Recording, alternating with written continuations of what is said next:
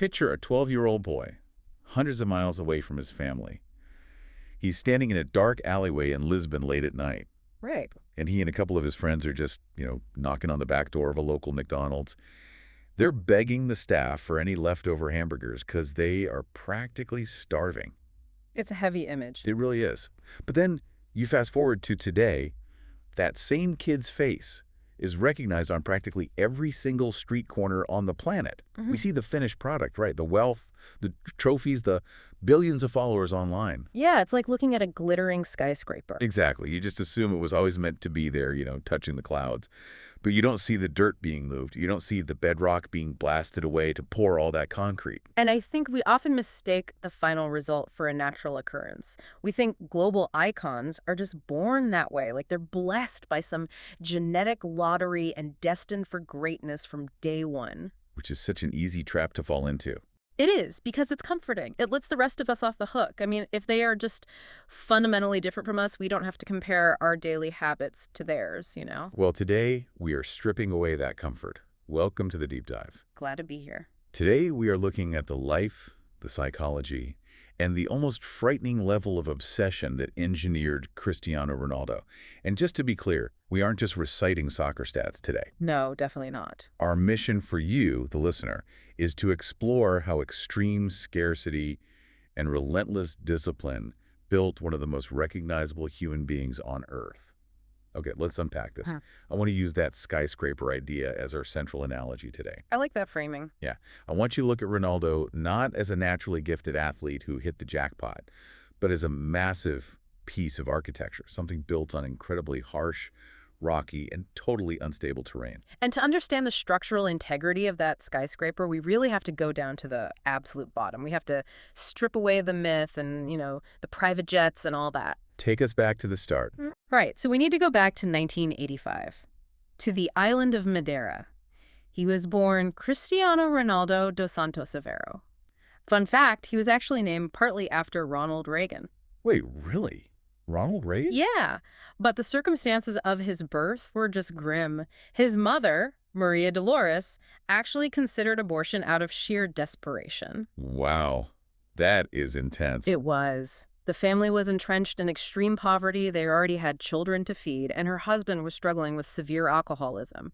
She just feared another mouth to feed would completely break them. So it wasn't just a tough upbringing, it was survival from day one. Exactly. He was born into a profound struggle where there was absolutely no comfort waiting for him. I mean, it makes you wonder, right? Because his mother later openly described him as almost a gift after the abortion didn't happen. Yeah, she was very open about that later on. But from a psychological standpoint, Ugh.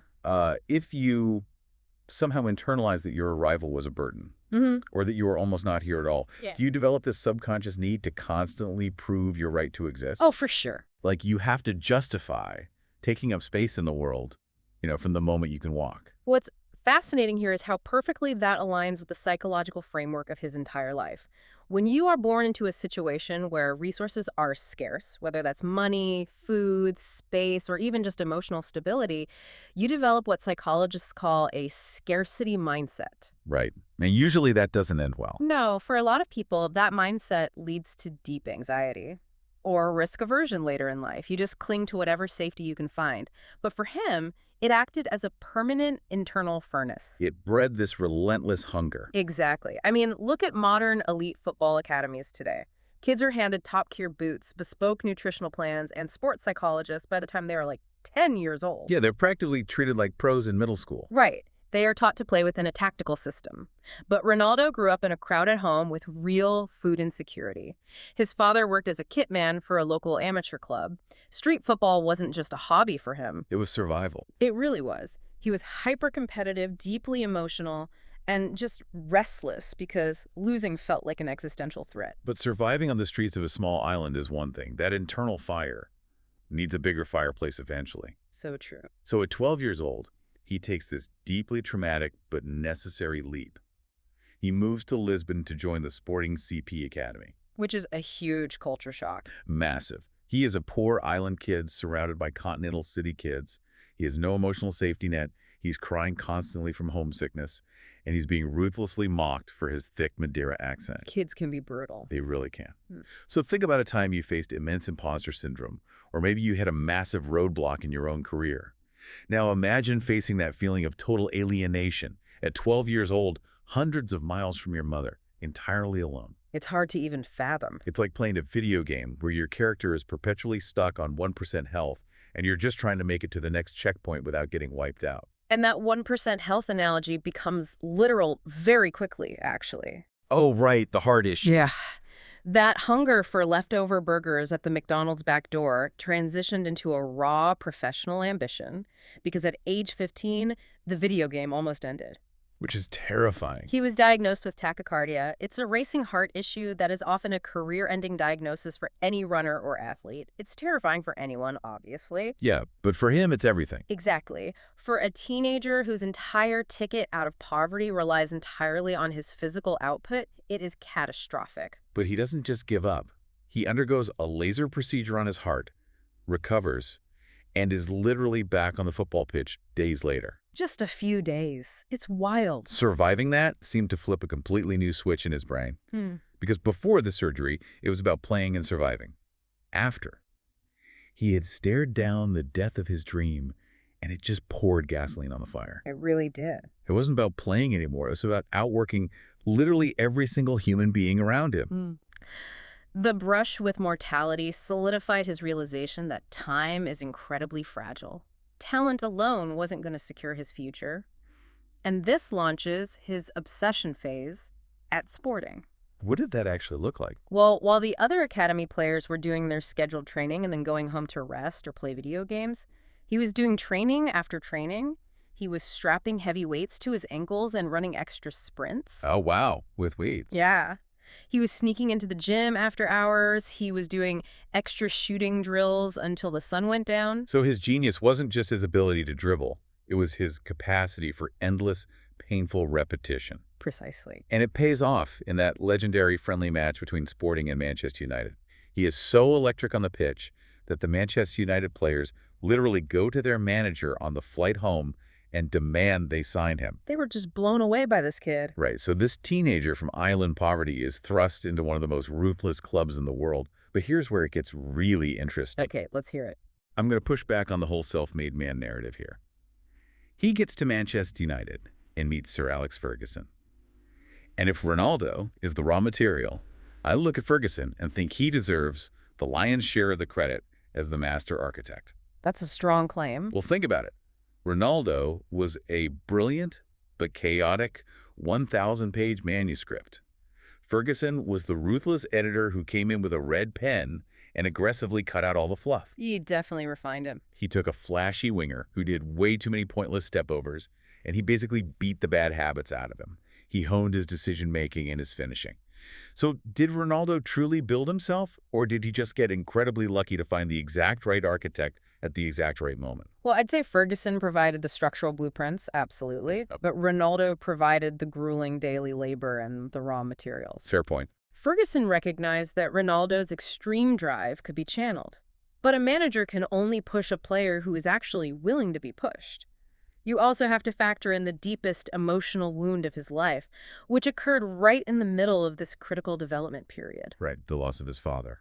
Yes. In 2005, his father died from liver failure related to his alcoholism, and Ronaldo was barely out of his teens. And that hits right at the precipice of his global breakout. I mean, the pain of his father never getting to see him reach the summit of the sport. It changes you. When you lose a parent at that stage, right as you are on the verge of achieving everything you set out to do just to save your family from poverty, it deepens the drive to a pathological level. It stops being just a career. Exactly. It wasn't just about escaping poverty anymore. It was about honoring a ghost.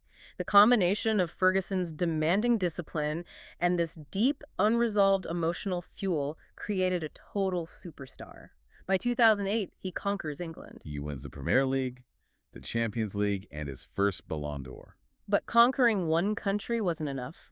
No, it wasn't. And this is where we enter the monster phase.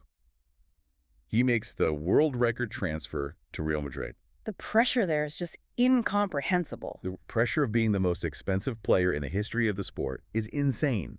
An entire stadium of 80,000 people expects you to score every single time you touch the ball. And Madrid fans are notoriously demanding. Very.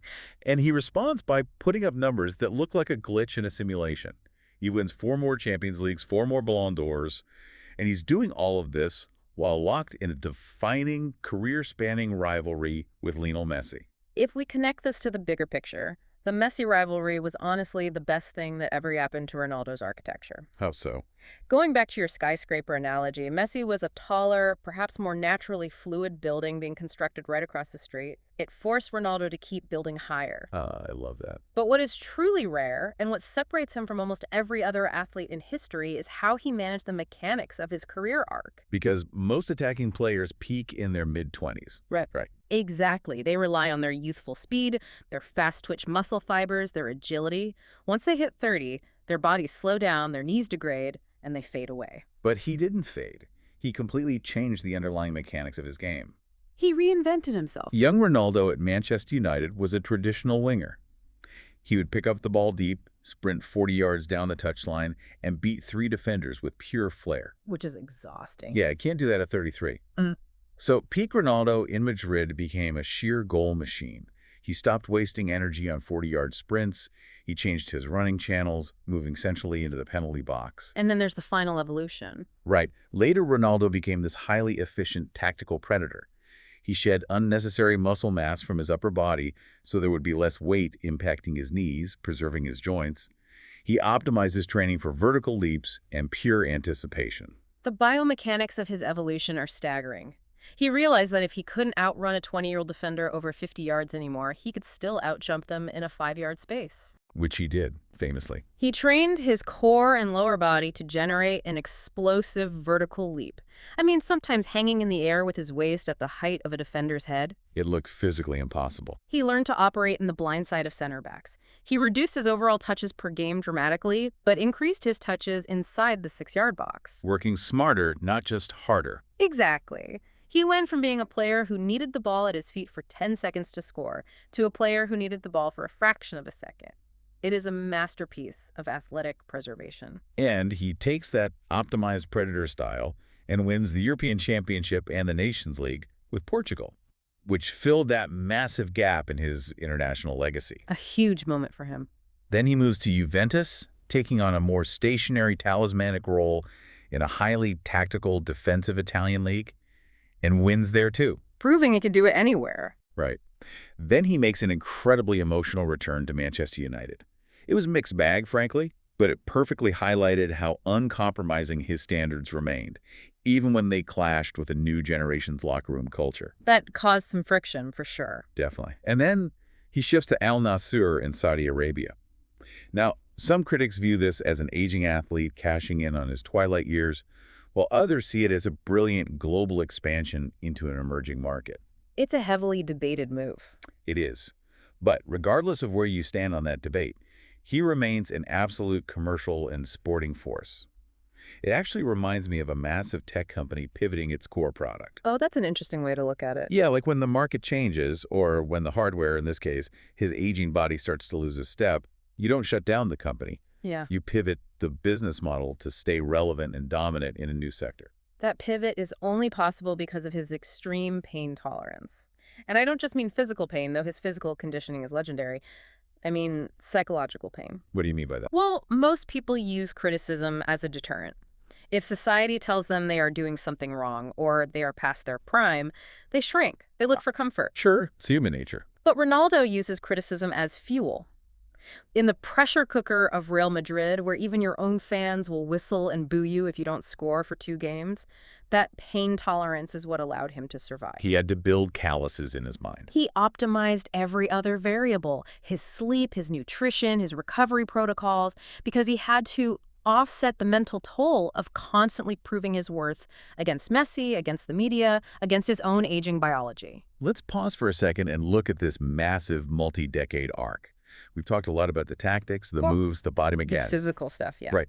But for you, the listener, unless you are currently lacing up boots in a Champions League final, you are probably wondering what you can actually extract from this for your own life. Which is the most important part of this deep dive.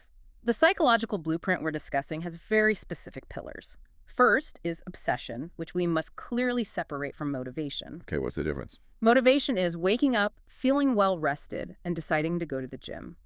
Obsession is waking up, feeling terrible, knowing you are completely exhausted, and going to the gym anyway because your entire identity depends on it. Wow. Yeah. Motivation relies on external conditions being right. Obsession creates the conditions.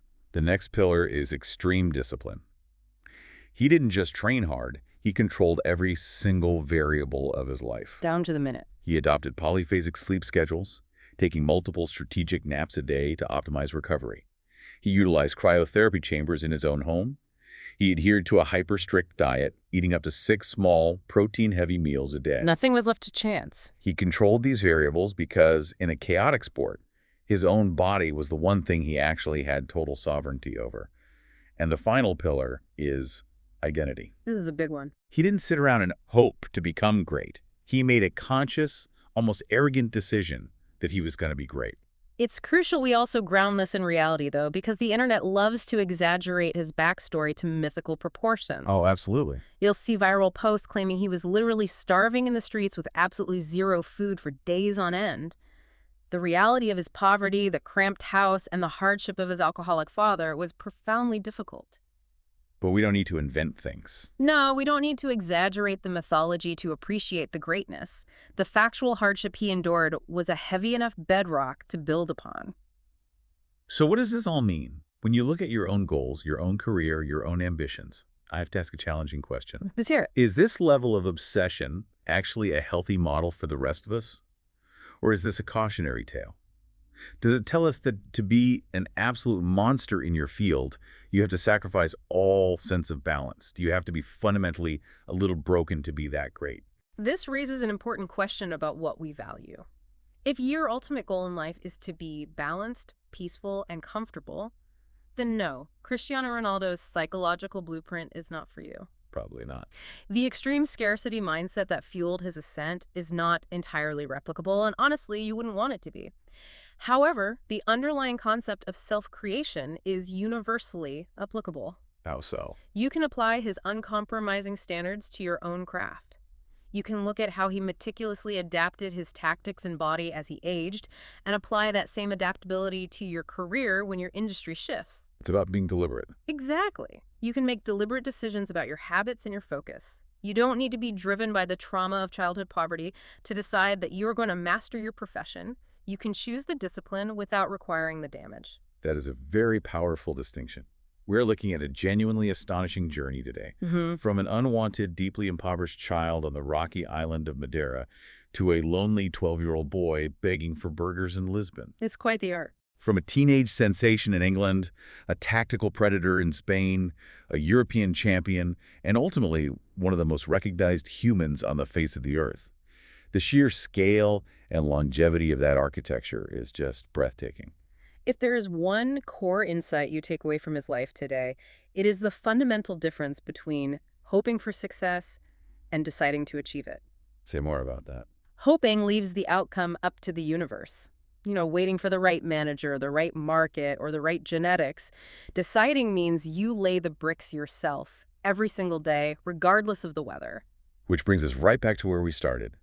Ronaldo used the pain of absolute scarcity, the terror of a failing heart, and the sharp sting of global criticism as his primary fuel sources to build his skyscraper. He used everything they threw at him. He really did. So I want to leave you with this final lingering thought to mull over today. If you were entirely stripped of your comfort and your safety nets tomorrow, what kind of architecture would you be forced to build for yourself?